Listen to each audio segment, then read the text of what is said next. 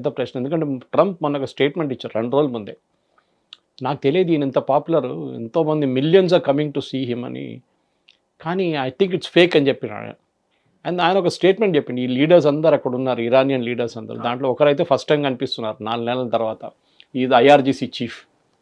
ఆయన ఇప్పుడు దాకా కనిపించదు, ఎందుకంటే ఒకసారి కనిపిస్తే ఇజ్రాయెల్ తీసేస్తారు, ఆయన్ని ఫినిష్ చేసేస్తారు. అదే భయం ఈ ముస్తఫాకు కూడా ఉంది. ఇజ్రాయెల్ డిఫెన్స్ మినిస్టర్ చెప్పేశారు, ఆయన మీద క్రాస్ పెట్టాం మేము, ఏదో ఒక రోజు ఎక్కడ కనిపిస్తే మేము we will blow him apart.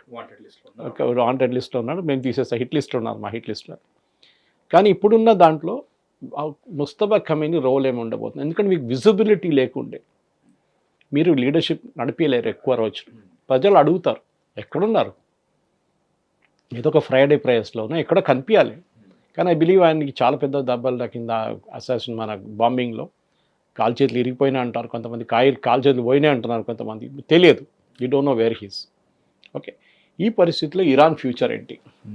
Also coming from a family like where ఎంతోమందిని ఇన్ఫ్లుయెన్స్ చేయగలిగిన ఫ్యామిలీ నుంచి వచ్చి యాబ్సెన్స్లో ఉండి లైక్ యూనో షాడోస్లో ఉండి నీడల్లో ఉండి అంతమందిని ఇన్ఫ్లుయెన్స్ చేయడం అనేది, ముఖ్యంగా వార్ అనేది కంటిన్యూ చేయాల్సిన నేపథ్యంలో దాక్కునే చేయడం అనేది చాలా కష్టం. ఎందుకంటే హీ నీడ్ అ ఫేస్, అది ఇంకెవరో ఒకరు అయ్యి ఉండాలి ఇప్పుడు మళ్ళీ. కరెక్ట్, నేను అదే చెప్పాను. ఎందుకంటే మీరు దీనికన్నా ముందు ఇరాన్ యుద్ధానికి వెళ్ళారు. ఓకే, దట్ ఈస్ కమ్నే టైంలో 8 సంవత్సరాలు ఇరాక్తో పోరాడారు వీళ్ళు. 8-year war with Iraq, Saddam హుసేన్తో. చాలా మంది చనిపోయారు. ఇక్కడ ఐ థింక్ 1,00,000 మంది, అక్కడ 1,00,000 మంది చనిపోయారు. స్ట్రేట్ ఆఫ్ హోర్ముజ్లో బాంబింగ్ జరిగింది, సద్దాం హుసేన్ బాంబులు వేసాడు అక్కడ, దాన్ని జరిగింది. కానీ ఈ వార్లో వాళ్ళకి చాలా మటుకు ఎక్స్పీరియన్స్ ఏంటంటే, దాంట్లో Mustafa Khamenei was a soldier ఆ టైంలో. ఆయన కూడా యుద్ధానికి వెళ్ళినప్పుడు, ఈవెన్ దో రిలీజియస్ టీచర్గా, రిలీజియస్ స్టూడెంట్గా ఆయన కూడా యుద్ధానికి దిగిండు. సో ఇరాన్ దగ్గర ఒక కేపబిలిటీ ఏంటంటే మహేష్, వీళ్ళు they can face any set back. వాళ్ళకి మీరు ఏమైనా చేసినా కానీ ఎట్లా బతికి బయటపడతారు. సర్వైవల్ వాళ్ళది అన్నిటికంటే గ్రేటెస్ట్. ఇప్పుడు చూడండి, ఇజ్రాయెల్ అని యుఎస్ కలిసి బాంబ్ చేశారు. ఎంత 2,100 బాంబింగ్ సార్టీస్ జరిగింది, 5,000 బాంబులు వేశారు. కానీ ఇప్పుడు కూడా చూడండి, దే స్టిల్ స్టాండింగ్. సరే, వాళ్ళ నేవీ పోయింది, వాళ్ళ ఎయిర్ ఫోర్స్ పోయింది, వాళ్ళ ఎకానమీ పోయింది, కానీ they still they are very proud people Iranians. I still wonder, ఏం తింటున్నారు, ఏముంటున్నారా మీరు? తినడానికి లేదు అక్కడ, తినడానికి ఉంటే కదా. ఇప్పుడైతే కొంచెం తినడానికి వస్తుంది, కానీ దీనికన్నా ముందు లేకుండే. ఈ ఎంబార్గో లిఫ్ట్ చేసిన తర్వాత షిప్పులు రావడం మొదలుపెట్టింది ఇరాన్కి, లేకుంటే అది కూడా లేకుండే వాళ్ళ దగ్గర. గోధుమలు మన దగ్గర తీసుకున్నారు ఫస్ట్ 6 సంవత్సరాల ముందు, బిఫోర్ కోవిడ్. ఎందుకంటే వాళ్ళ మీద శాంక్షన్స్ ఉండే చాలా మటుకు. శాంక్షన్స్ ఎప్పుడు 79 నుంచి, బికాస్ అక్కడున్న యుఎస్ ఎంబసీలో ఈ రెవల్యూషన్ జరిగిన టైంలో యుఎస్ ఎంబసీలో ఉన్న వాళ్ళ స్టాఫ్ని వీళ్ళు హాస్టేజెస్గా ఉంచుకున్నారు 1 year, జిమ్మీ కార్టర్ టైంలో. అప్పటి నుంచి శాంక్షన్స్ ఉన్నాయి. తర్వాత యురేనియం మీద శాంక్షన్స్ వచ్చింది. ఇప్పుడు ఇదే మెయిన్ థింగ్. ఇప్పుడు ఈ ఒప్పందం చేశారా, memorandum of understanding, which became misunderstanding. Now the question is how, what, where. మనం అనుకుంటాం ఇక్కడ ఇండియాలో కూర్చొని వాళ్ళేమో అక్కడ వేసుకొని కొట్టుకుని మనకేం పోయిందని. మూమెంట్ స్ట్రేట్ ఆఫ్ హార్మజ్ క్లోజ్ చేయగానే పెట్రోల్ ప్రైస్ పెరుగుతుంది ఇక్కడ. అప్పుడు ఏడుస్తారు మన వాళ్ళు, ఈ పెట్రోల్ ప్రైస్ పెరిగిందా, వాళ్ళు నువ్వు దాని గురించి ఆలోచించలేదు, మనకేం పోయింది, వాళ్ళిద్దరు కొట్టుకుంటున్నారు, పిచ్చోళ్ళు అని చెప్తారు. మనం no man is an island. మనం ఏ దేశమైనా కానీ ఎక్కడో ఒకటి జరిగితే మన మీద ఇంపాక్ట్ ఉంటుంది దాని మీద. ఓకే, బ్రెజిల్లో ఫ్రాస్ట్ వచ్చి కాఫీ పోతే మన మీద దాని కాఫీ ప్రైసెస్ ఇంపాక్ట్ ఉంటుంది, కాఫీ ప్రైస్ పెరుగుతుంది. So it is not that doesn't happen. Sugar కూడా అంతే, ఎక్కడో షుగర్ ప్రైసెస్, షుగర్ ప్రొడక్షన్ తగ్గిందనుకోండి, మన దగ్గర ప్రైస్ పెరుగుతుంది. మనం అట్లా supply chain we are all dependent on each other. Definitely. ఇప్పుడు చూసాం మనం, ఇప్పుడు ఏం చేస్తున్నాం మనం, ఒక లెసన్ ఇవాళ కూడా, it is a very interesting article ఇవాళ టైమ్స్ ఆఫ్ ఇండియాలో, దట్ మన బాస్కెట్ ఆఫ్ నేషన్స్ని మనం స్ప్రెడ్ చేసుకున్నాం. మన ముందు పెట్రోలియం 6-8 దేశాల నుంచి కొంటుండే, అండ్ దాంట్లో top was Saudi Arabia, Iran, వీలుండే. ఇప్పుడు ఏం చేస్తున్నాం మనం, అమెరికా, అల్జీరియా, ఎక్కడెక్కడ నుంచి తెచ్చుకుంటున్నాం మనం.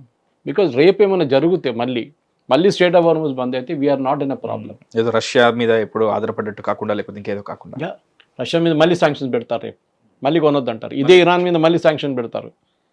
ఇరానియన్ ఆయిల్ మినిస్టర్ మన దేశానికి వచ్చారు మొన్న last week, one of the first countries. ఎందుకంటే మనం 2 top బయర్స్, మనం 3rd largest buyer in the world oil. So China ఉన్నా, మనం ఉన్నా, యూఎస్ ఉన్నా, మనం చాలా మటుకు ఆయిల్ మనం కొంటాం, గ్యాస్ కొంటాం. Now we are buying gas from US. ఇప్పుడు మనం అక్కడి నుంచి కొంటున్నాం మనం. ఎందుకంటే మనం రిస్క్ స్ప్రెడ్ చేస్తున్నాం. So anyway will come back to Iran again. ఇప్పుడు ఈ కొత్తగా అవతారంలో ఇరాన్ దిగుతున్నప్పుడు హిస్టరీ ఫ్రమ్ ఫ్రైడే నుంచి సాటర్డే నుంచి it will be a new Iran under new supreme leader. ఎందుకంటే వాళ్ళ నాన్నగారు చనిపోయినా కానీ ఒక ఫిగర్ హెడ్ ఉండే అక్కడ. ఇంకోటి అలీ ఖమెనీ అనే మనిషి, ఈవెన్ దో ఆయన ఖొమేనీ కిందనే ఆయన ట్రైనింగ్ అంతా జరిగింది, కానీ ఆయన చాలా మటుకు మోడరేట్ మనిషి ఉండే. ఇన్ఫ్యాక్ట్ ఇరాన్లో ఒక ఫత్వా ఉంది విచ్ ఖొమేనీ టైం నుంచే ఫత్వా ఒకటి ఉంది విచ్ ఖమెనీ రిపీటెడ్, మేము న్యూక్లియర్ బాంబులు ఎప్పుడు తయారు చేయము. ఆయన ఒక ఫత్వా ఇచ్చారు. వాళ్ళు అదే అడుగుతున్నారు యూఎస్ దగ్గర, మేము ఫత్వా ఇచ్చినప్పుడు మళ్ళీ మీరెందుకు మేము యురేనియం అని మా ఇంట పడుతున్నారు. అప్పుడు యూఎస్ వాళ్ళ ఎక్స్క్యూజ్ ఏంటంటే, మీరు 60% దాకా ప్యూరిఫై ఎందుకు చేశారు, వెపన్ గ్రేడ్ వద్దంటే మీరు 60% చేయక్కర్లేదు కదా, మీకు యురేనియం ప్లాంట్ నడిపించాలంటే మీ పవర్ ప్లాంట్ నడిపాలంటే 3.67 చాలు పర్సంటేజ్. అది కూడా పాయింట్ కదా sir actually. 3.61 is hardly anything. అక్కడి నుంచి 60 ఇక్కడ, 3.61 ఇక్కడ.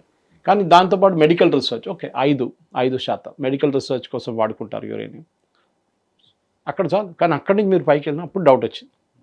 దానికన్నా బ్యాక్ స్టోరీ మనకు తెలిసిందే. JCPOA అని చెప్పి ప్రెసిడెంట్ ఒబామా టైంలో ఒప్పందం పెట్టారు. ఆ ఒప్పందానికి ట్రంప్ వచ్చి చింపి పడేశారు. 2018 onward Iran started increasing it's purity. Sir ఆ ఏదైతే లైక్ ఒబామా టైంలో ఏదైతే జరిగిందో JCPOA యాక్ట్, అప్పటికి ఆ ఫత్వా అనేది అప్పటికి లేదా సార్? ఎందుకంటే ఉంది.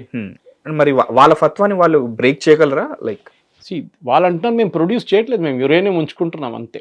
కానీ దట్ యూ కాంట్ బిలీవ్. ఎవరు యురేనియం ప్యూరిఫై చేసి మన ఇంట్లో పెట్టుకోరు.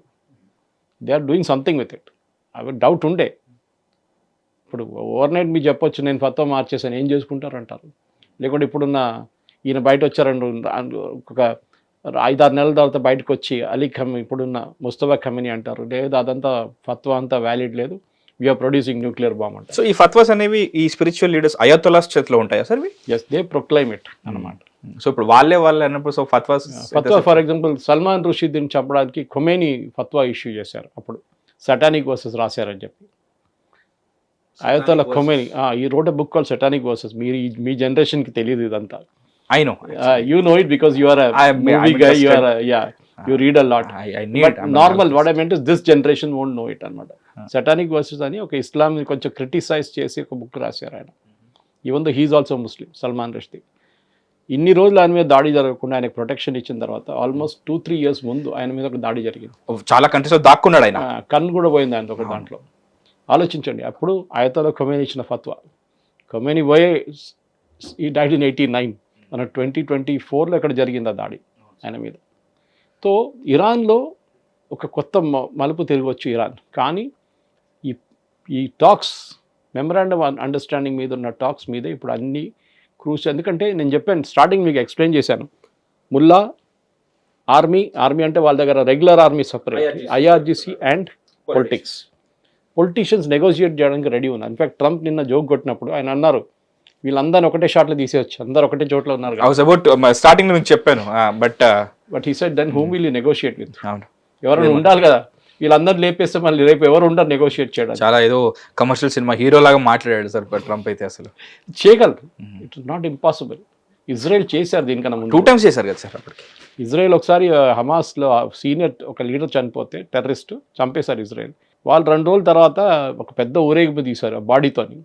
ఇజ్రాయలీ ఏజెంట్స్ ఏం చేశారంటే ఆ బాడీ లోపల ఒక బాంబు పెట్టారు పోస్ట్మార్టం టైంలో. అక్కడ పోస్ట్మార్టం జరిగింది గాజాలో, వాళ్ళ డాక్టర్లు చేశారు ఓకే. కానీ వాళ్ళ డాక్టర్లోనే ఎవరినో దూరి వీళ్ళు దాని లోపల పెద్ద ఒక బాంబు పెట్టారు. ఈ ప్రొసెషన్ తీస్తున్నప్పుడు ఆ బాడీ పేలింది, మళ్ళీ ఒక 20 మంది చనిపోయారు. Israel is capable of doing it. వాళ్ళు చెప్తే చేస్తారు వాళ్ళు చాలా క్లియర్గా. కానీ ఇప్పుడు ట్రంప్ వాళ్ళని కొంచెం అదుపులో తీసుకొని ఇప్పుడు ఏం చేయకండి, ఇప్పుడు గొడవ అవుతుంది, leave them as it is, తర్వాత చూద్దాం, బిహేవ్ చేయకపోతే మనం చేయొచ్చు. సో ఈ టాక్స్ ఇంకా ముందు ఎక్కడ దాకా వెళ్తుందో చూడాల్సింది. ఎందుకంటే ముస్తఫా ఖమెనీ చాలా హార్డ్ కోర్ మనిషి, వాళ్ళ ఫాదర్ లాగా కాదు. నేను అదే రిపీట్ చేస్తున్నాను మళ్ళీ. వాళ్ళ ఫాదర్ చాలా మోడరేట్ ఉండే. ఇప్పుడు అదే అందరు అడుగుతున్నారు, మీ రెజ్యూమ్ చేంజ్ అని చెప్పి చేసిన చేంజ్లో ఒక మోడరేట్ ఫేస్ని తీసి ఒక హార్డ్ కోర్ ఇస్లామిస్ట్ని తీసుకొచ్చి కూర్చోబెట్టారు. అదే బాగుండే కదా అని అంటాం ముందు. ఇది ప్రశ్న అనమాట. సో ఇప్పుడు ఇజ్రాయెల్తోని యూఎస్తోని ఇప్పుడున్న ఈ టెన్షన్లో, ఎందుకంటే Netanyahu is reaching US tomorrow day after. Okay, ట్రంప్ని కలవడానికి వస్తున్నారు ఆయన. ఏం మాట్లాడతారు? లెబనన్ గురించి మాట్లాడతారు. పైగా అలిగి అలిగి అలిగి ఉన్నాడు యాక్చువల్లీ. అండ్ లెబనన్తో మంచి ఒప్పందం అది actually. It's a very good. But Lebanese army disarm చేయలేరు హెజ్బుల్లాని. అదే ఇజ్రాయెల్ అంటారు వాళ్ళు చేయలేరు, మేము చేస్తాం. ఓకే, సిరియాని అప్పగిస్తా అన్నారు మన ట్రంప్ గారు. అక్కడ ఐసిస్ హెడ్ టెర్రరిస్ట్ ఇప్పుడు ప్రెసిడెంట్ అయిపోయాడు కదా, ఆయన మారిపోయాడు. ఆయనకి ఇచ్చేద్దామంటే ఆయన అన్నారు we will not do it. మాతో కేపబిలిటీ లేదు హెజ్బుల్లాతో డీల్ చేయడానికి. మా దేశంలోనే మేము కొట్టుకుంటున్నాం, మాకే అర్థం కావట్లేదు ఎవడు గవర్నమెంట్లో ఉన్నారు ఎవరు ఆపోజిషన్లో ఉన్నారు అర్థం కావట్లేదు. అందరు అక్కడిక్కడ బాంబులు వేసుకుంటారు. Syria's mess, complete mess. ఇప్పుడు వాషింగ్టన్కి ఒక పెద్ద ఇదేంటంటే వీళ్ళు ఈ రెజీమ్ చేంజ్ అని దిగిన దానికి జరగలేదు. రెజీమ్ మారింది కానీ ఆ రెజీమ్ చాలా హార్డ్ కోర్ ఇస్లామిస్ట్ రెజీమ్ అయిపోయింది. వాళ్ళ ఫాదర్ లాగా అంత మోడరేట్ కాదు. ఇప్పుడున్న సిస్టమ్ మీరు చేంజ్ చేశారు కానీ చేంజ్ పనికి రాలేదు మీకు, అదొక మేజర్ పాయింట్ అన్నమాట. కానీ ఇరాన్ది ఒకటి ఉంది. ఇరాన్ ఈ యుద్ధంలో ఒకటి నేర్చుకున్నది ఏంటంటే వాళ్ళు ఇప్పుడున్న అరబ్ వరల్డ్లో దే ఆర్ ద లీడర్స్ నా. ముందు ఒక ఇది ఉండే మహేష్, పెక్కింగ్ ఆర్డర్ అంటారు ఇంగ్లీష్లో, అంటే మీరు హెరార్కీలో నంబర్ 1 వాజ్ టర్కీ. అంటే ఆర్మీ కానీ టెక్నాలజీ కానీ డ్రోన్స్ కానీ మిసైల్స్ కానీ టర్కీ దగ్గర అన్నిటికంటే ఎక్కువ ఉండే. దెన్ నెక్స్ట్ వచ్చినప్పుడు it was Saudi Arabia. Saudi Arabia తర్వాత మిగతా అందరూ చిన్న చిన్న దేశాలు ఉన్నాయన్నమాట. కానీ ఇరాన్ ఎప్పుడు ఒక అన్నోన్ క్వాంటిటీ ఉండే. ఇరాన్ కేపబిలిటీ మనకు తెలియదు ఎందుకంటే వాళ్ళు బయట చూపియరు. ఓకే, హాతీకే దాంత్ దిఖానేమే ఖానేమే అలాగంటారు దానికి తెలుగులో. మీరు దానికి దంతాలు కనపడడానికి వేరే ఉంటాయి కానీ నవలడానికి వేరే ఉంటాయి. అది సో అది ఒకటి ఉంది. సో ఇరాన్ దగ్గర ఉన్న ఆయుధాలు మనకు తెలియదు, వాళ్ళు డిస్ప్లేకి పెట్టుకున్నారా యూజ్ చేయడానికి పెట్టుకున్నారా అని చెప్పి. It's like under estimate me, it's fun అన్నట్టు ఉంటుంది వాళ్ళు. ఇప్పుడు చేసి చూపించారు వాళ్ళు. ఇప్పుడు ఏమైందంటే సౌదీ అరేబియా భయపడుతున్నారు, పెద్ద పెద్ద దేశాలు చెప్తున్నారు నేను, యుఏఈ భయపడుతున్నారు, ఖత్తర్ భయపడుతున్నారు, ఒమాన్ కూడా భయం ఉంది. ఏది చాలా క్లోజ్గా ఉన్న ఒమాన్ కూడా భయపడుతున్నారు. ఇప్పుడు మళ్ళీ మీరు కువైత్ బహ్రెయిన్ సంగతి చెప్పక్కర్లేదు, దే ఆర్ స్మాల్ కంట్రీస్. ఈ పరిస్థితిలో మహేష్ ఇప్పుడు ఒక ఏం చెప్తారు మిడిల్ ఈస్ట్లో ఒక కొత్త వాతావరణం వచ్చింది. Okay, Iran is a leader, undisputed leader no. మమ్మల్ని మీరేమైనా చేస్తే మేము మళ్ళీ మీ మీద బాంబు వేస్తాం. వేరే సౌదీ అరేబియా చెప్పట్లేదు మా మీద బాంబు వేస్తే మీ మీద వేస్తామని. సౌదీ ద ఓన్లీ కంట్రీ ఈ మొత్తం ఈ జరిగిన 40 రోజుల యుద్ధాల్లో ఒకటే దేశం ఇరాన్ అటాక్ చేశారు, దట్ వాజ్ యుఏఈ. ఎందుకు? వాళ్ళ దగ్గర ఇజ్రాయేలీ వాళ్ళు కూర్చున్నారు ఐరన్ డోమ్ తీసుకొచ్చి. ఇజ్రాయెల్ ఇచ్చిన ఆయుధాలతోని యుఏఈ ఫైటర్ పైలట్స్ ఇరాన్ మీద దాడి చేశారు స్టార్టింగ్ ఆఫ్ ద వార్లో, ఫస్ట్ వీక్ సెకండ్ వీక్లో. దాని తర్వాత వాళ్ళు చేయలేదు ఎక్కువ. కానీ వాళ్ళు చాలా క్లియర్ మెసేజ్, ఎందుకంటే ఫస్ట్ వీక్లో మీకు గుర్తుంటుంది వాళ్ళ ఎయిర్పోర్ట్ మీద దాడి జరిగింది, దుబాయ్ ఎయిర్పోర్ట్ మీద. That was a big blow for UAE, ఎందుకంటే వాళ్ళు టూరిజం మీద చాలా డిపెండెంట్. సో మెసేజ్ పంపించడానికి వాళ్ళు ఇరాన్ మీద దాడి చేశారు వాళ్ళు. ఇది వాళ్ళు చేసిన ఫస్ట్ ఒక మేజర్ పని అనమాట. కానీ ఇరాన్ దగ్గర ఇప్పుడు అన్నిటికంటే ఇంపార్టెంట్ మహేష్, ఇది స్టెబిలిటీ చాలా ఇంపార్టెంట్. కొత్త లీడర్షిప్కి స్టెబిలిటీ చూపించకపోతే ఇరాన్లోనే ఒక డివిజన్ జరగవచ్చు. విచ్ ఇస్ ఆల్రెడీ 3 ఉన్నాయి ఇప్పుడు అక్కడ. అది డివిజన్ జరగవచ్చు. ఫర్ ఎగ్జాంపుల్ ఐఆర్జీసీ ఉన్నారు. ఐఆర్జీసీ దగ్గర ఆయుధాలు ఉన్నాయి, హైలీ మోటివేటెడ్ ట్రైన్డ్ అనమాట. కానీ ఇరాన్ దగ్గర ఒక ఆర్మీ కూడా ఉంది, దాన్ని ఎవరు పట్టించుకోవట్లేదు. ఐ థింక్ ఇట్స్ ఆల్మోస్ట్ 2 లక్షల మంది ఉన్నారు, 8 లక్షల మంది ఉన్నారు ఆర్మీలో. IRGC is only 6 lakhs. కానీ వాళ్ళ దగ్గర ఆయుధాలు ఎక్కువ లేవు ఆర్మీ దగ్గర, ఎందుకంటే వీళ్ళందరూ షా ఆఫ్ ఇరాన్ కింద ట్రైన్ చేసేవాళ్ళు అప్పుడు. అఫ్కోర్స్ ఇప్పుడు అందరూ చాలామంది రిటైర్ అయిపోయారు, కానీ కొత్త వాళ్ళు వచ్చినా కూడా వీళ్ళు డౌట్ ఏంది, వీళ్ళందరూ యుఎస్ ట్రైనింగ్ తీసుకున్న వాళ్ళు ఏదో ఒక రోజు మా మీద టోపీ వేస్తారు, వీళ్ళ సిలబస్ వేరు, ఇది ఒక భయం ఉందన్నమాట. ఇప్పుడున్న దాంట్లో ఇరాన్ ఏం చేయబోతున్నారు, that is the biggest question అన్నమాట. ఓకే, మనం ఎన్నోసార్లు మాట్లాడుకున్నాం, స్ట్రైట్ ఆఫ్ హార్మోస్ మాట్లాడాం. స్ట్రైట్ ఆఫ్ హార్మోస్ని ఒక న్యూక్లియర్ వెపన్ లాగా వాడుకుంటున్నారు ఇరాన్ ఇప్పుడు. అండ్ చాలా మటుకు అక్కడ జరిగిన జనవరిలో జరిగిన కాల్పుల్లో 40,000 మంది చనిపోయారు. ప్రెసిడెంట్ ట్రంప్ కరెక్ట్గా అడిగారు, ఈయన ఇంత పాపులరా, 40,000 మందిని చంపేశారు, వ్యతిరేకంగా ప్రొటెస్ట్ జరిగింది రోడ్లో, వీళ్ళెక్కడి నుంచి వచ్చారు కొత్తగా ఇంతమంది, 1 million people are coming on the streets అంటే. అఫ్కోర్స్ అది మీరు ఈజీగా మోటివేట్ చేసుకోవచ్చు, ప్రాబ్లం లేదు. మీరు క్రౌడ్ని జమా చేయాలంటే మన దగ్గర కూడా పబ్లిక్ మీటింగ్ పెడతారు, 2 లక్షలు 3 లక్షల మంది వస్తారు, పొలిటిక్స్ బస్సులలో తెచ్చుకుంటారు, అన్నీ చేస్తారు. అదే సేమ్ థింగ్ జరుగుతుంది. ఇన్ఫ్యాక్ట్ తెహరాన్లో ఒక టెంట్ సిటీ తయారు చేశారు మొత్తం, వీళ్ళందరినీ బయట నుంచి వచ్చే వాళ్ళని అకామిడేట్ చేయడానికి. ఫుడ్ తయారు చేస్తున్నట్ట వాళ్ళకి, ఫెసిలిటీస్ తయారు చేస్తున్నారు వాళ్ళకి. సో చాలా మటుకు ఇది జరుగుతుంది. Of course the body will start moving, ఇప్పుడు నజాఫ్ వైపు వెళ్ళిపోతుంది. సో క్రౌడ్ తెహరాన్లో తగ్గిపోతుంది ఆటోమేటిక్లీ, అందరూ మళ్ళీ మషాద్కి వెళ్తారు మళ్ళీ అక్కడ. ఇప్పుడున్న దాంట్లో చాలా మటుకు ఏం చెప్తారు, ఇరాన్లో ఒక క్వశ్చన్ మార్క్గా వచ్చింది మహేష్. ఇప్పుడు ఏం జరగబోతుందని అందరికి డౌట్ ఉంది. ఎందుకంటే ఈ సుప్రీం కౌన్సిల్ కానీ, గ్రాండ్ అయతొల్లా కానీ, సుప్రీం లీడర్ కానీ ఇరాన్లో ఎన్ని రోజులు స్టెబిలిటీ పెంచుకుంటారు. ఇరాన్ డబ్బులు రావడం మొదలు పెడుతుంది ఇప్పుడు, ఎందుకంటే వాళ్ళు ఆల్రెడీ ఆయిల్ అమ్ముతున్నారు మార్కెట్లో, కానీ ఆయిల్ పేమెంట్స్ తీసుకోలేకపోతున్నారు. Because of the forex